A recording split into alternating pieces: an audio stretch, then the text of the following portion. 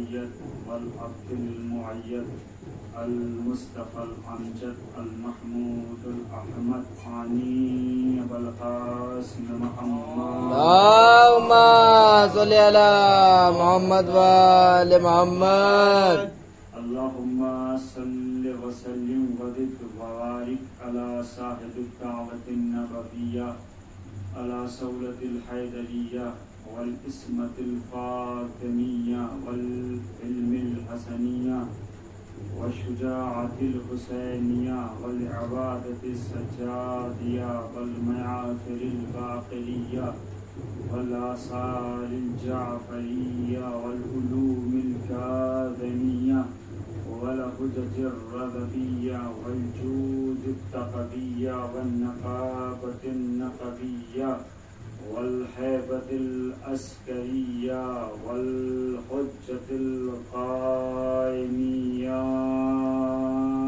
اللهم صل على محمد وآل محمد وعلى أهل بيت الطيبين الطاهرين المعصومين المظلومين من يومنا هذا إلى قيام يوم الدين. أما بعد، قال رسول الله صلى الله عليه وآله وسلم: بسم الله الرحمن الرحيم. إني تعركم فيكم الثقلين كتاب الله وإطرتي صلوات محمد. اللهم صل على محمد وآل محمد. عزاداران مظلوم کربلا، مادمداران سید الشہداء، بطور تبرکن حاضر خدمت ہو گیا ہوں. ماشاءاللہ سے ہمارے برادران نے بہترین خطاب کیا اور دل خوش ہو گیا کہ واقعی کہ ایسے بھی لوگ ہیں جن کے دلوں میں محبت اہل بیت اس طرح سے لہو میں دوڑ رہی ہے. بس میں ہمارے جو دوستان نے بیان کیا ہے، میں انہی سے ملتا جلتا آپ حضرات کی خدمت میں گزارش کرنے کی کوشش کروں گا. قبلہ نے بھی ایک شعر پڑھا تھا: قتل حسین اصل میں مرگ یزید ہے، اسلام زندہ ہوتا ہے ہر کربلا کے بعد یا بس کربلا کے بعد. وہ اس سے بحث نہیں ہے یا ہر کربلا کے بعد یا بس کربلا کے بعد، لیکن اس بات سے تو یقین ہو گیا ہے کہ حسین کا قتل ہونا اس بات کی گواہی دے رہا ہے کہ یزید کا نام مٹ گیا ہے. یہ شعر، یہ مصرع اس بات کی گواہی دے رہا ہے کہ یزید کا نام و نشان مٹ گیا ہے، حسین باقی رہ گیا ہے. اب بحث ہے دوسرے مصرے سے کہ اسلام زندہ ہوتا ہے ہر کربلا کے بعد. اگر اسلام کربلا کے بعد زندہ ہوا تو اسلام پھر مرا کب؟ اسلام اگر کربلا کے بعد زندہ ہوا ہے تو اسلام مرا کب؟ اسلام مرا کہیں نہیں تھا، لیکن اسلام کی وہ حالت کر دی تھی لوگوں نے کہ اسلام سسکیاں لے رہا تھا، اسلام آخری سانسیں لے رہا تھا، اسلام کو ختم کرنے کا منصوبہ بنا چکے تھے لوگ، اسلام کو ختم کرنے کی پوری کوششیں ہو چکی تھی. اب ابتدا سے آغاز کر رہا ہوں. یہ جو اسلام ہے، اس اسلام کو ہمارے آخری نبی لے کر آئے. آخری نبی نے بچپن سے اسلام کو پالا، بچپن سے اسلام کو پالا. مدینے کی گلیوں میں، مکے کی گلیوں میں اسلام محمد کے ساتھ ساتھ رہا اور محمد کی انگلی پکڑ کے اسلام چلتا رہا. اسلام بچپن میں محمد کے ساتھ تھا، لیکن ایک وہ منزل آئی کہ جب اسلام کو جوانی ملی ہے. توجہ چاہوں گا، اسلام محمد کے ساتھ چلا، بچپن اسلام کا محمد کی آغوش میں گزرا، محمد کی انگلی پکڑ کر اسلام چلا، لیکن ایک وہ منزل آئی کہ جب اسلام کو جوانی ملی. وہ اسلام کو جوانی اس وقت ملی جب محمد نے علی کو اپنے دونوں ہاتھوں پہ بلند کر کے یہ اعلان کیا تھا من کنت مولا ہو فہذا علی مولا. یہ اعلان ہونا تھا کہ اسلام کو جوانی مل گئی، اسلام جوان ہو گیا. یہاں ایک روایت ملتی ہے کہ رسول اللہ کے جو صحابی تھے ان کی تعداد ایک روایت میں لکھی گئی کہ 1,24,000 رسول اللہ کے صحابہ تھے. اچھا یہ بھی تاریخ میں نہ ملتا. رسول اللہ کے صحابی 1,24,000 صحابی تھے. یہ بھی ہمیں تاریخ میں کہیں نظر نہ آتا اگر غدیر نہ واقع ہوتی. یہ ہماری سمجھ میں نہ آتا، ہمیں معلوم نہ ہوتا کہ رسول کے صحابی تھے کتنے. ایگزیکٹلی ہم کنفرم نہیں کر سکتے تھے. کوئی کہہ رہا تھا اتنے تھے، کوئی کہہ رہا تھا اتنے تھے، کوئی کہہ رہا تھا اتنے تھے. لیکن غدیر میں ان کی تعداد معلوم ہو گئی، کنفرم ہو گیا کہ رسول اللہ کے صحابی 1,24,000 تھے. تاریخ نے لکھا یہ کیسے معلوم ہوا؟ تاریخ نے لکھا یہ اس وقت پتا چلا کہ رسول کے صحابی 1,24,000 ہیں جب رسول نے علی کو دونوں ہاتھوں پہ بلند کر کے اعلان ولایت کیا. اعلان ولایت ہو گیا. ہونے کے بعد علی اپنے خیمے میں آئے. جب علی اپنے خیمے میں آئے تو روایتیں لکھتی ہیں کہ 1,24,000 لوگوں نے علی کے ہاتھوں پہ بیعت کی. 1,24,000 لوگوں نے علی کے ہاتھوں پر بیعت کی. تو اس بات سے یہ یقین ہو گیا کہ جو رسول کے ساتھ جا رہے تھے، رسول کے ساتھ چل رہے تھے، جو رسول کے ساتھ حج کر کے آ رہے تھے، ان کی تعداد 1,24,000 ہو گئی. اچھا غدیر سے جو اسلام محمد لے کر آئے، غدیر میں اسے جوانی ملی. بھائی شعر ذہن میں رکھیے گا کہ قتل حسین اصل میں مرگ یزید ہے، اسلام زندہ ہوتا ہے ہر کربلا کے بعد. اس شعر کو ذہن میں رکھیے گا. اسلام کو غدیر میں جوانی مل گئی. اب غدیر میں جوانی ملی، کچھ عرصے کے بعد اسلام کی تبلیغ کرتے کرتے رسول اللہ اس دنیا سے رحلت فرما گئے. رسول اللہ اس دنیا سے ظاہراً گزر گئے، چلے گئے. اس کے بعد اسلام آیا کس کے ذمے؟ علی کے. اب اسلام جو اسلام محمد لے کر آئے تھے، جس اسلام کی تبلیغ محمد کر رہے تھے، بچپن سے لے کر جوانی تک جس اسلام کی خدمت محمد کر رہے تھے، محمد کے جانے کے بعد اس اسلام نے انگلی تھام لی علی کی. اب علی کے ساتھ ساتھ اسلام چلنے لگ گیا.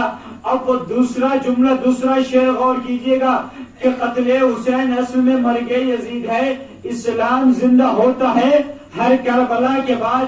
تو جب اسلام کربلا کے بعد زندہ ہوا ہے تو اسلام مرا کب تھا؟ علی اسلام کی تبلیغ کر رہے تھے، علی کے ساتھ ساتھ اسلام چل رہا تھا. ایک وہ منزل آئی کہ علی نے خاموشی اختیار کی. روایتیں لکھتی ہیں کہ 30 سال علی خاموش رہے. علی نے خاموشی اختیار کر لی. ایسی خاموشی اختیار کر لی کہ علی دن میں لوگوں کے لیے کنواں کھودتے تھے، لوگوں کے لیے پانی کا انتظام کرتے تھے. پورا دن علی کنویں کھودتے تھے اور لوگوں کے لیے پانی مہیا کرتے تھے. تو شہر سے باہر نکل جایا کرتے تھے. جو شہر کی سب سے بنجر زمین ہوا کرتی تھی اس کو کھودا کرتے تھے. اور جب وہ زمین جو ہے فصل پیدا کرنے کے لائق ہو جاتی تھی تو وہ جو پورے شہر میں سب سے غریب انسان ہوا کرتا تھا، علی اس سے کہہ دیتے تھے کہ جا کے جاؤ اس میں اپنی فصل کرو. اس طریقے نے علی نے اپنی 30 سال کی زندگی خاموشی کی گزاری.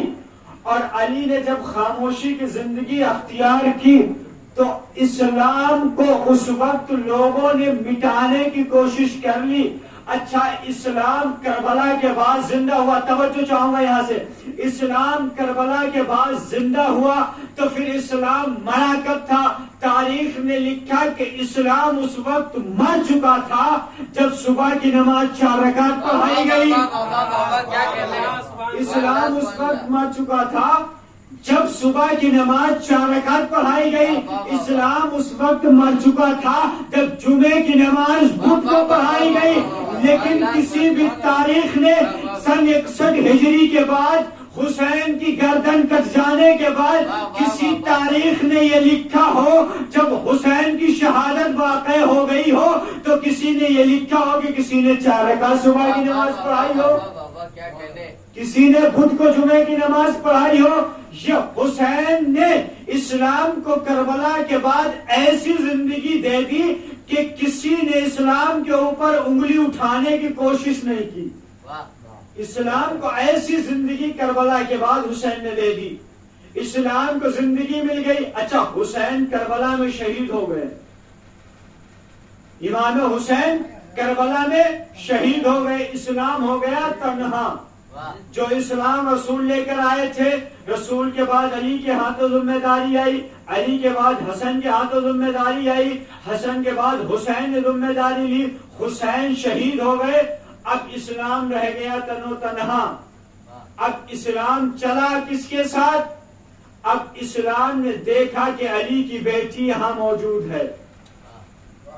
کربلا کے میدان میں جب حسین شہید ہو گئے تو اسلام کو اب کوئی دوسرا دکھائی نہیں دے رہا تھا۔ اسلام جانتا تھا اگر میری حفاظت کر سکتے ہیں تو رسول کر سکتے ہیں یا ان کی یال کر سکتی ہے۔ اس لیے بعد رسول اسلام نے انگلی کس کی تھامی؟ ان کی یال کی انگلی تھامی۔ کبھی علی کے ساتھ رہا، کبھی حسن کے ساتھ رہا، کبھی حسین کے ساتھ رہا۔ حسین کے بعد اسلام آ گیا زینب کے ساتھ، زینب کی انگلی پکڑ کے اسلام چل رہا ہے۔ اب جہاں جہاں زینب ہے وہاں وہاں اسلام ہے۔ زینب قید خانے میں ہے، اسلام قید خانے میں ہے۔ زینب دربار میں، اسلام بازار میں۔ اسلام دربار میں جا رہا ہے، اگر زینب دربار میں ہے تو اسلام بھی دربار میں، اگر زینب بازار میں ہے تو اسلام بھی بازار میں ہے۔ لیکن یہاں پر ایک خوبصورت جملہ مجھے شہزادی کے یاد آ گیا۔ جو اسلام زینب کی انگلی پکڑ کے چل رہا تھا، ابھی بھی یزید اسلام پہ وار کیے جا رہا تھا۔ جب اہل حرم کا قید ہو کر قافلہ دربار یزید میں پہنچا، تخت پر یزید بیٹھا ہوا تھا، تخت پر سارے سپاہی بیٹھے ہوئے تھے، بہت سپاہی بیٹھے ہوئے تھے، پورا تخت بھرا ہوا تھا، شام کا دربار پورا بھرا ہوا تھا۔ قیدی ایک گوشے میں کھڑے ہوئے ہیں، تخت پہ لوگ بیٹھے ہوئے ہیں۔ یزید تخت پہ بیٹھ کے کہہ رہا تھا میں نے حسین کو مارا ہے، میں نے حسین کو کربلا میں قتل کیا ہے، میں نے حسین کو مارا ہے، معاذ اللہ حسین باغی ہو گئے تھے اس لیے میں نے حسین کو مارا ہے۔ یہ کہہ رہا تھا۔ کئی بار سید سجاد اٹھنا چاہ رہے تھے یزید کو جواب دینے کے لیے، توجہ رکھیے گا، سید سجاد خطبہ دینا چاہ رہے تھے، لیکن سید سجاد خطبہ دینا چاہ ہی رہے تھے کہ زینب نے سید سجاد کے کاندھے پہ ہاتھ رکھا، کہا بیٹا سجاد بیٹھ جاؤ، تم امام وقت ہو، تمہارے استقبال کے لیے میں تمہاری پھوپھی تمہیں بلاتی ہوں۔ امام کی عظمت، امام کی فضیلت شہزادی زینب نے بتائی ہے کہ اپنے وقت کا امام چاہے تمہارا بیٹا ہی کیوں نہ ہو، چاہے تمہارا بھتیجا ہی کیوں نہ ہو، اس کی عزت کرو۔ یہ ادب و احترام کر کے پھوپھی تھی سید سجاد کی زینب، لیکن پھر بھی سید سجاد کی عزت کر رہی ہیں، احترام کر رہی ہیں بی بی زینب۔ اور شہزادی زینب کھڑی ہوئی دربار یزید میں، ایک طویل خطبہ شہزادی زینب نے دربار یزید میں دیا۔ دینے کے بعد بی بی شہزادی نے خطبے کو تمام کرتے ہوئے ایک فکرہ کہا، واللہ تمہ ذکرنا، اندازہ لگائیں کہ اس سے بڑا جملہ نہیں ہو سکتا ہے. اہل بیت نے، رسول نے یا آل رسول نے خاصی مقامات پر اللہ کی قسم کھائی ہے. اور جب آل محمد اللہ کی قسم کھا جائے تو اس جملے میں نزاکت آ جاتی ہے، اس جملے میں نکھار آ جاتا ہے. اس لیے کہ آل محمد خدا کی قسم کھا کر کہہ رہے ہیں. تو شہزادی زینب نے کہا واللہ تم ذکرنا، اے یزید قسم ہے خدا کی تو حسین کا ذکر مٹا نہیں سکتا. قسم ہے خدا کی تو حسین کا ذکر مٹا نہیں سکتا. تو نے حسین کو کربلا میں مار دیا ہے، حسین کے بھائی کو کربلا میں تو نے مار دیا ہے، حسین کے بیٹے کو تو نے کربلا میں مار دیا. یہ سمجھ رہا ہے کہ کربلا میں حسین کو شہید کرنے کے بعد، میرے بھائی کو قتل کرنے کے بعد حسین کا کوئی نام لینے والا نہیں ہے. تو سن، آج میں زینب علی کی بیٹی عباس کی بہن ہو کے تجھ سے ایک وعدہ کر رہی ہوں. اب یزید سن لے، دربار تیرا ہے، سپاہی تیرے ہیں، حکومت تیری ہے. توجہ چاہوں گا، شہزادی زینب کا فکرہ پڑھنے جا رہا ہوں. پوری مجلس کا سب سے قیمتی جملہ ہے. شہزادی زینب یزید سے مخاطب ہوئی، مخاطب ہو کے شہزادی زینب نے کہا اے یزید سن، تو چاہ رہا ہے کہ تو نے حسین کو کربلا میں مار دیا ہے، حسین کا نام و نشان مٹا دیا ہے. ایسا ہرگز نہیں ہو سکتا ہے کہ حسین کا نام تو مٹا دے. میں شہزادی زینب عباس کی بہن، علی کی بیٹی عباس کی بہن، حسین کی بہن اور فاطمہ کی بیٹی بن کے اب تجھ سے وعدہ کر رہی ہوں. دربار تیرا ہے، سپاہی تیرے ہیں، تخت تیرا ہے، حکومت تیرا ہے. لیکن علی کی بیٹی کا وعدہ سنے، آج تخت بھی تیرا ہے، حکومت بھی تیری ہے، سپاہی بھی تیرے ہیں، دربار بھی تیرے ہیں. لیکن سن لے، کچھ دن کے بعد یہی دربار ہوگا، یہی تخت ہوگا، یہی تاج ہوگا، یہی شہر ہوگا. نہ تیری حکومت ہوگی، نہ تیرے سپاہی ہوں گے، نہ تیرا تخت ہوگا، میرا روزہ ہوگا. سلمان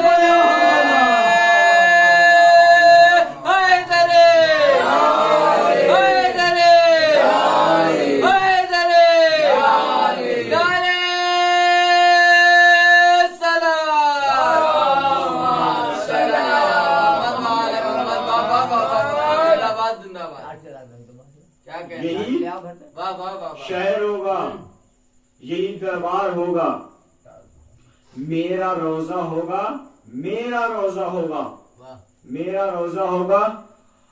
اور دمشق اور شام کے ہر دروازے اور دیوار پہ لکھا ہوگا بی بی سیدہ زینب کے دربار میں خوش آمدید.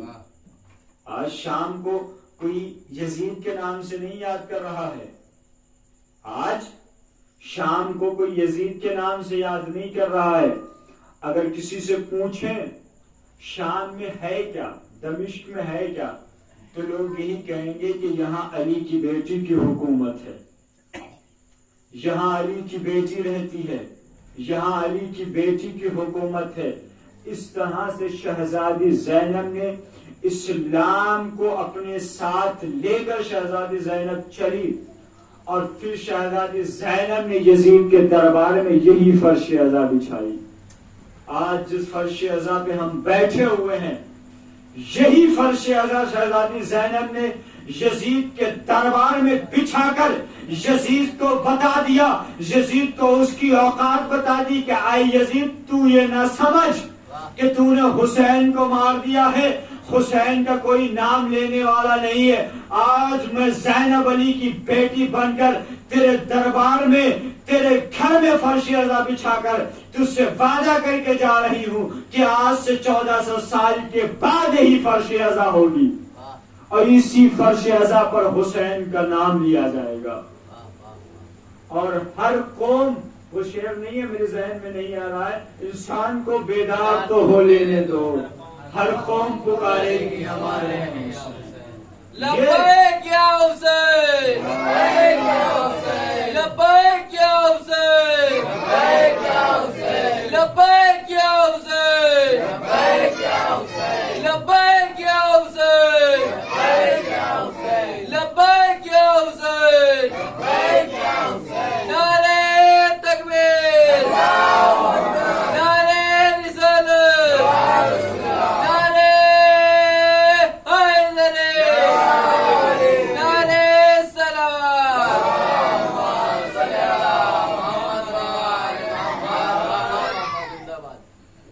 آج شہزادی زینب کی عطا ہے جو ہم فرش اعضا پر بیٹھے ہوئے. فرش اعضا کا نام آ گیا ہے تو چھٹے امام کے مجھے دو فکرے یاد آ گئے، غور سے سنیے گا، بڑی توجہ چاہوں گا. فرش اعضا کی عظمت کے لیے، فرش اعضا کی عظمت کے لیے امام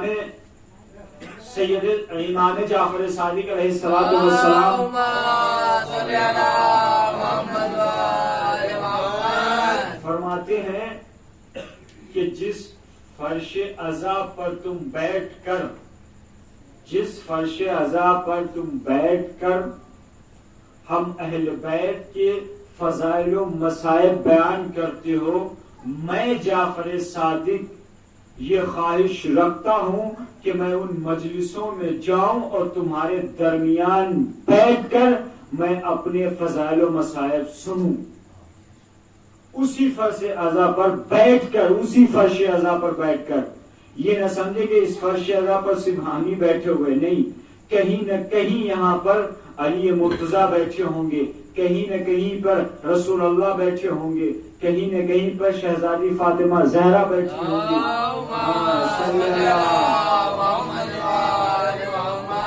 میں یہ چاہتا ہوں کہ میں اس فرش اعضا پر بیٹھوں جہاں تم میرے جد اور ہمارے فضائل و مصائب بیان کرتے ہو.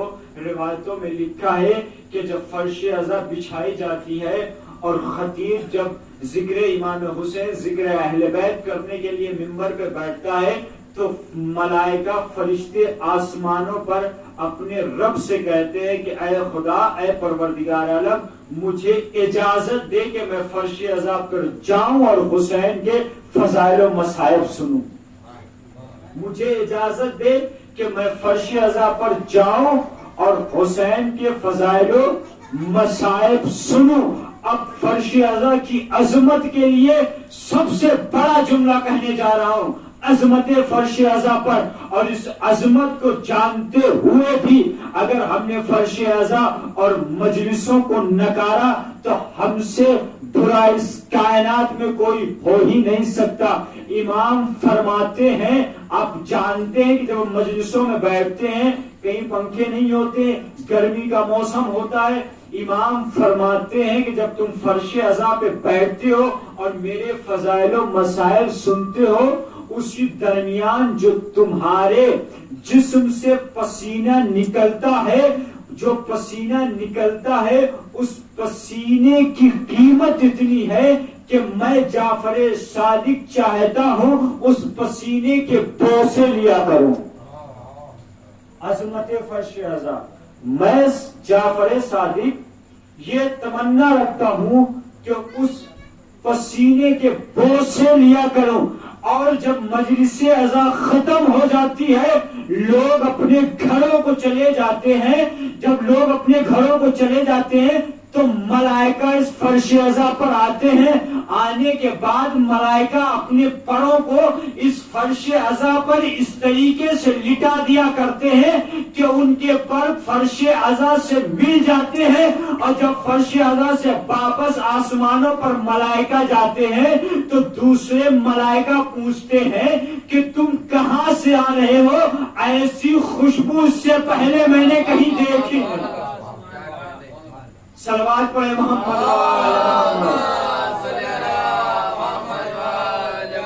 عظمت فرش اعضا میں نے اس دن بھی بیان کیا. اگر حقیقی آپ فرش اعضا کو، فرش اعضا کی عظمت کو سمجھ جائیں تو آپ صبح و شام اس فرش اعضا کو اپنی جسم سے جدا نہیں کریں گے.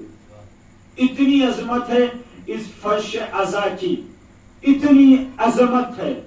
ابھی برادر نے عرض کیا کہ حسین جب چلے ہیں، میں شاید عرض کر چکا ہوں بس بات کو ملانے کے لیے، حسین جب چلے ہیں تو حسین ایک فکرہ کہا، ایک جملہ کہ میں یہاں سے جا رہا ہوں، انما خرجت لطلب الاصلاح فی امت جدی رسول اللہ، میں یہاں سے اس لیے نکل رہا ہوں کہ میں اپنے جد رسول اللہ کی امت کی اصلاح کر سکوں، میں اپنے نانا کے اسلام کی اصلاح کے لیے یہاں سے جا رہا ہوں.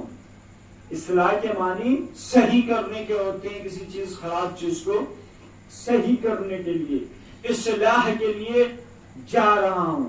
تو آپ اندازہ لگائیں اب جو فرش عزا پہ بیٹھے ہوئے ہیں کیا وہی امت رسول ہیں یا امی ہیں امت رسول، یا ہمارے برادر ہیں صرف امت رسول، یا یہ صرف امت رسول ہے؟ نہیں، اس وقت کائنات کا ہر انسان امت رسول تھا. اور آگے امام نے فرمایا کہ میں اس لیے جا رہا ہوں اپنے جد رسول کی امت کی اصلاح کر سکوں. جو لوگ حرام محمد کو حلال قرار دے رہے ہیں اور حلال محمد کو حرام قرار دے رہے ہیں، میں عمل بالمعروف نہیں عن المنکر کرنا چاہتا ہوں اور اپنے نانا اور اپنے بابا علی کی سیرت پر چلنا چاہتا ہوں. یہ امام حسین کے فکرے ہیں، امام کی یہ فکرے ہیں، امام حسین کی یہ فکرے ہیں. امام یہ کہہ کر مدینے سے چلے ہیں. بس آخری فکرہ، اس کے بعد آپ کی زحمتیں تمام. برادر نے مولائے کائنات کے اوپر بہت اچھے اچھے اشعار پیش کیے، بہت اچھے اچھے اشعار پیش کیے. مولائے کائنات کی جب ظاہری حکومت آئی، تخت حکومت پہ بیٹھے، توجہ چاہوں گا، غور سے سنیے گا. جب مولائے کائنات کی ظاہری حکومت آئی، مولائے کائنات تخت حکومت پہ بیٹھے جا کے، تو مولا اس مقام پہ بیٹھے جا کے جس مقام پر بیٹھ کے رسول اللہ خطبے دیا کرتے تھے. توجہ چاہوں گا، اس مقام پر بیٹھے جا کے جہاں رسول بیٹھ کر خطبہ دیا کرتے تھے. رسول جس مقام پہ بیٹھا کرتے تھے، جس جگہ پر رسول اللہ بیٹھا کرتے تھے، علی اس مقام پر بیٹھے جا کے. اچھا، کچھ لوگوں سے دیکھا نہیں گیا، کچھ لوگوں سے برداشت نہ ہوا کہ علی یہ کیسے جا کے رسول اللہ کی جگہ بیٹھ گئے، یہ کیسے رسول اللہ کی جگہ پر بیٹھ گئے جا کے. میں مطلب تاریخ سے بول رہا ہوں، میں اپنی طرف سے روایتیں نہیں بیان کر رہا، جو تاریخ میں ہے وہی بیان کر رہا ہوں. اور اس کے آپ جب نتیجے تک پہنچیں گے تو آپ کو احساس ہوگا اس جملے کا کہ جب ظاہری حکومت آئے تو اس جگہ پر بیٹھے جا کے جہاں رسول اللہ بیٹھتے تھے. جب رسول اللہ کی جگہ پہ بیٹھے تو لوگوں میں اختلاف پیدا ہو گیا، لوگوں میں اختلاف پیدا ہوا. بہت ساروں نے اختلاف پیدا کر دیا کہ علی کو اس جگہ بیٹھنا نہیں چاہیے تھا جہاں رسول اللہ بیٹھتے تھے. بھائی علی کو بیٹھنا تھا تو کہیں اور مقام پر بیٹھ جاتے، تو اس مقام پر ہی کیوں نہ بیٹھ گئے جہاں رسول بیٹھتے تھے. جب علی مسجد کوفہ کے باہر آ گئے، لوگوں نے سوال پوچھا، اے علی آپ اس مقام پر بیٹھ گئے جہاں رسول اللہ بیٹھا کرتے تھے، آپ اس مقام پر کیسے بیٹھ گئے جہاں رسول اللہ بیٹھا کرتے تھے؟ آپ کو کہیں اور بیٹھنا چاہیے تھا، آپ اس مقام پر کیسے بیٹھے جہاں رسول اللہ بیٹھا کرتے تھے؟ تو علی نے کہا تم نے دیکھا نہیں، فتح مکہ کا دن تھا. علی نے کہا جب انہوں نے اعتراض کیا کہ آپ رسول کے مقام پر کہاں کیوں بیٹھ گئے جا کے، کہیں اور بیٹھنا چاہیے تھا، علی نے کہا تم نے دیکھا نہیں، وہ فتح مکہ کا دن تھا، میں رسول کی جگہ ہی پر ہی نہیں بلکہ رسول کے کاندھوں پر بھی بیٹھا ہوں. سوال کرے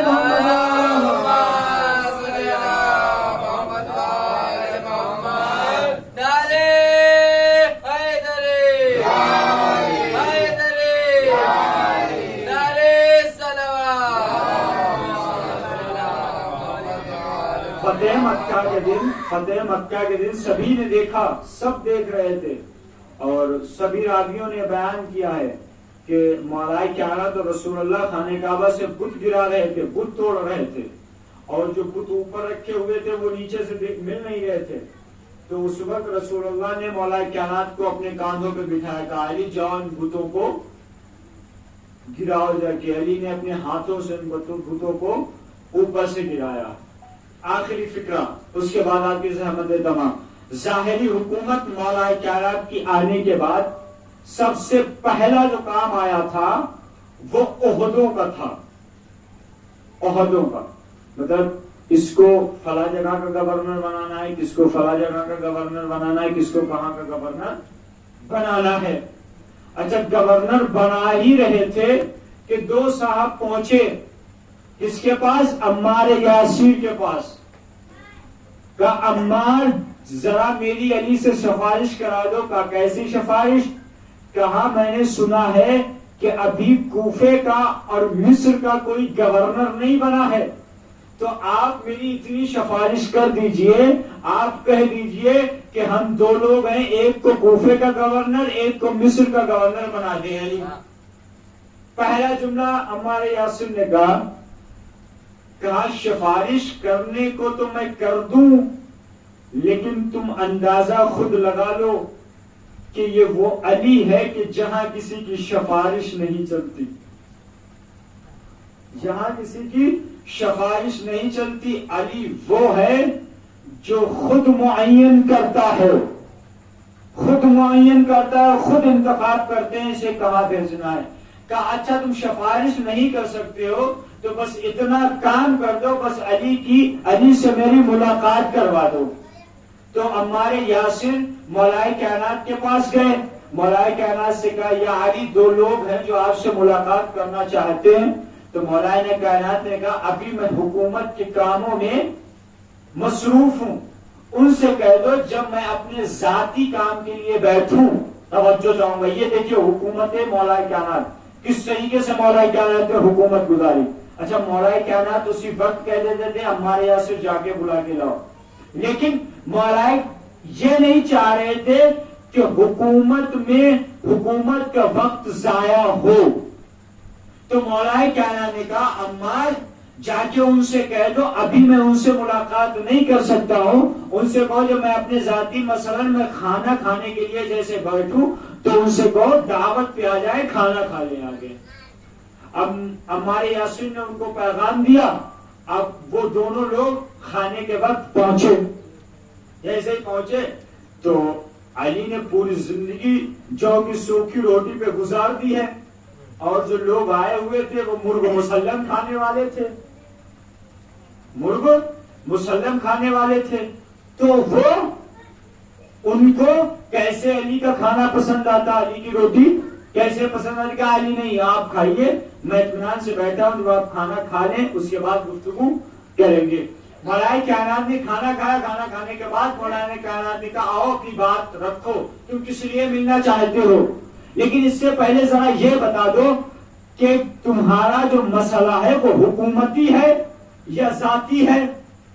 توجہ چاہوں گا، تمہارا جو مسئلہ ہے، تم جس کام کے لیے آئے ہو وہ تمہارا کام ذاتی ہے یا حکومت کے لیے ہے؟ تو کہا مولا میں سمجھا نہیں، اے علی میں سمجھا نہیں، آپ کہنا کیا چاہ رہے ہیں؟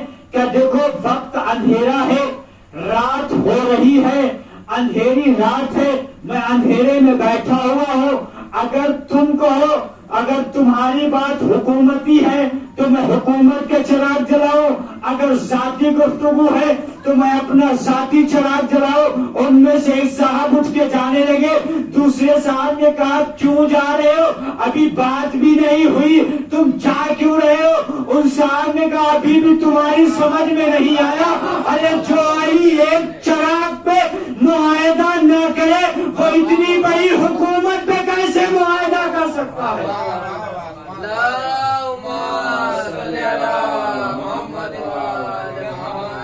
ابھی بھی تمہاری سمجھ میں نہ آیا؟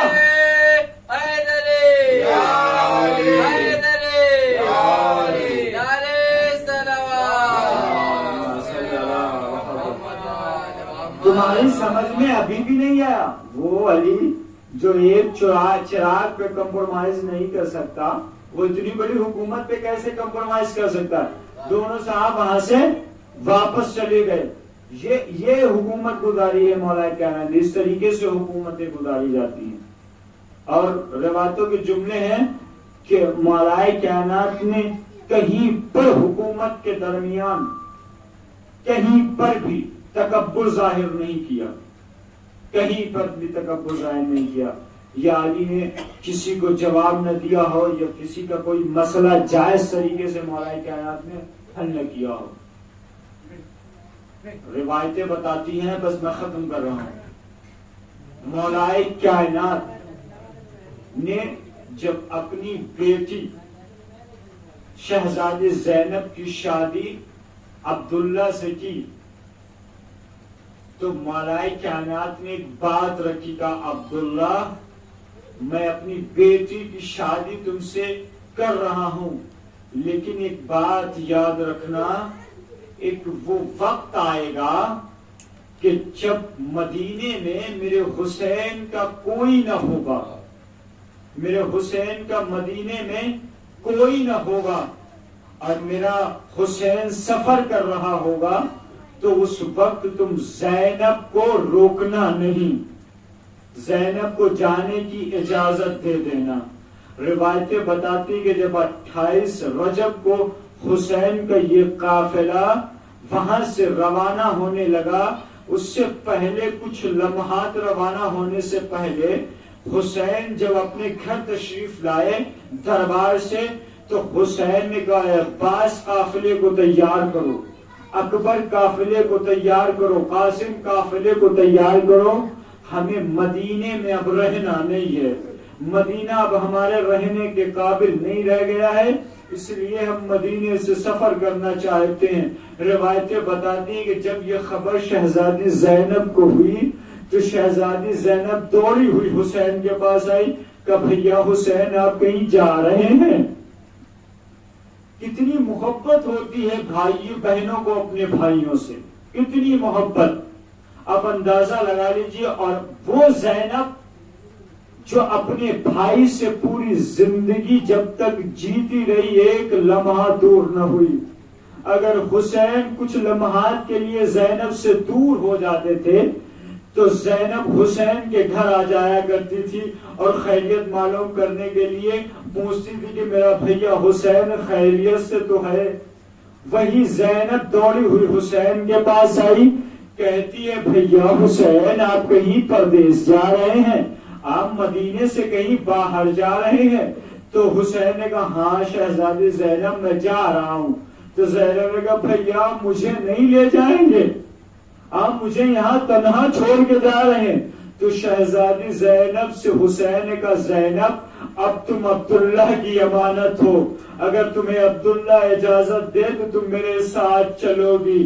زینب عبداللہ کے پاس پہنچی، عبداللہ سے جب پورا قصہ بیان کیا تو عبداللہ نے کہا ہاں زینب مجھ سے علی نے وصیت کی، آپ کے بابا نے مجھ سے یہ بات کہی تھی کہ جب حسین کا مدینے میں کوئی ہمدرد نہ رہ جائے، حسین مدینے سے جانے لگے تو زینب کو حسین کے ساتھ بھیج دینا. زینب جاؤ تم حسین کے ساتھ جاؤ. روایتیں بتاتی ہیں کہ حسین کا قافلہ مدینے سے چلا، کچھ دور چلا تھا کہ حسین نے کیا دیکھا کہ کوئی بیمار ہے جو اپنے بچوں کے ساتھ دوڑا چلا رہا ہے. حسین نے قافلے کو روکنے کا حکم دیا. جب قافلہ رکا تو حسین نے کیا دیکھا کہ عبداللہ ہے، عبداللہ کے ہاتھوں میں اس کے 2 ننھے بچے ہیں. عبداللہ نے کہا آقا حسین مجھے معاف کر دینا، میں ایک لمحے کے لیے آپ کی بہن زینب سے ملنا چاہتا ہوں. تو حسین نے کہا عبداللہ زینب تمہاری امانت ہے، تم جتنی دیر چاہو زینب سے مل لو. روایتیں بتاتی ہیں کہ عبداللہ پہنچے زینب کے پاس. جب عبداللہ زینب کے پاس پہنچے تو عبداللہ نے زینب سے کہا اے زینب علی کی بات مجھے یاد آ گئی، لیکن مجھے بعد میں یاد آیا کہ حسین جب اکیلا رہ جائے تو علی نے بیان کیا تھا کہ جب حسین اکیلا رہ جائے تو حسین کا کوئی مدد کرنے والا نہ ہو تو عبداللہ تم اپنی جان حسین پہ قربان کر دینا۔ لیکن زینب میں عبداللہ اس وقت بیمار ہوں، لیکن میں عبداللہ زینب تمہیں اپنی 2 امانتیں دے رہا ہوں، آج سے اون محمد حسین کا صدقہ ہے، ایک کو میری طرف سے قربان کر دینا، ایک کو اپنی طرف سے قربان کر دینا۔ روایتیں بتاتی ہیں کہ جب کربلا میں بنی ہاشم کی شہادتوں کی باری آئی تو زینب حسین کے پاس آئی، حسین زینب سے کہہ رہے تھے کہ زینب اب میں یہ چاہتا ہوں کہ اکبر کو میدان میں بھیجوں، اب میں یہ چاہتا ہوں کہ قاسم کو میدان میں بھیجوں۔ یہ سننا تھا کہ زینب نے کہا بھیا حسین ارے اکبر کو کیسے ابھی بھیج سکتے ہیں میدان میں؟ کہا کیوں زینب؟ کہا ابھی بھیا آپ کے 2 صدقہ باقی ہیں، آپ کے 2 صدقے باقی ہیں، جب تک دونوں صدقے آپ پہ قربان نہ ہو جائیں تب تک نہ اکبر جنگ پہ جائیں گے نہ قاسم میدان میں جائیں گے۔ روایتیں بتاتی ہیں کہ زینب نے اپنے بیٹوں کو گھوڑوں پہ سوار کیا، دونوں بیٹے میدان میں پہنچے، دریا پہ قبضہ کر لیا۔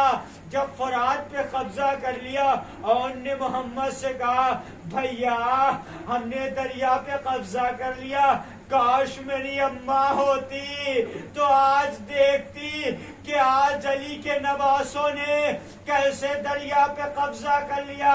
روایتیں بتاتی ہیں علی کے نواسے دریا کے باہر آئے، فوج آدھا نے چاروں طرف سے گھیرا، دونوں پہ حملہ کیا۔ دونوں بچے جب گھوڑے سے گرے تو محمد نے آواز دی امو میری مدد کو آؤ، مامو میری نصرت کو آؤ۔ حسین چلے، حسین کے ساتھ عباس چلے، دونوں بچوں کے لاشوں کو اٹھایا۔ خیمے حسین میں جب لاشیں پہنچے تو بیویوں میں کوہرام برپا ہو گیا۔ زینب بچوں کے لاشوں پہ رونے نہ آئی۔ بیویوں نے پوچھا زینب تم اپنے بچوں پہ کیوں نہیں رو رہی ہو؟ زینب نے کہا تمہیں پتا نہیں عبداللہ نے حسین پر صدقہ کیا تھا اور صدقہ سادات پہ حرام ہوتا ہے۔ جب تک زینب زندہ رہے گی حسین پہ ماتم کرتی رہے گی، حسین کو روئے گی۔ زینب اپنے بچوں کو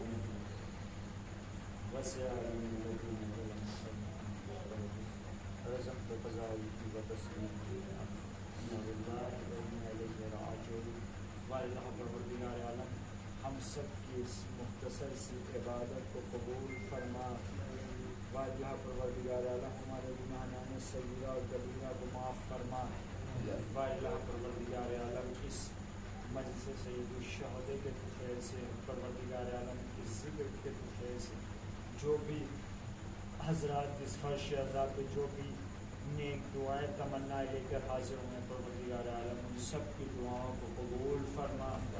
واللہ پروردگار عالم ہم سب کے گناہان صغیرہ اور کبیرہ کو معاف فرما۔ واللہ پروردگار عالم ہم سب کے مرحومین کی مغفرت فرما۔ واللہ پروردگار عالم جو بیمار ہیں ان کو شفا کلی عنایت فرما، جو بے روزگار ہیں ان کو روزی عطا فرما، جو بیمار ہیں ان کو شفا کلی عنایت فرما، جو مقروض ہے ان کا قرض غیب سے ادا فرما۔ واللہ پروردگار عالم سب سے بڑی دعا ہے کہ جو بھی اس فرش عزا کے ذکر حسین کے منکر ہیں، پروردگار عالم ان سب کو نست و نابود فرما۔ واللہ پروردگار عالم پرچم اسلام کو سربلند فرما، پرچم دشمنان اسلام کو نست و نابود فرما۔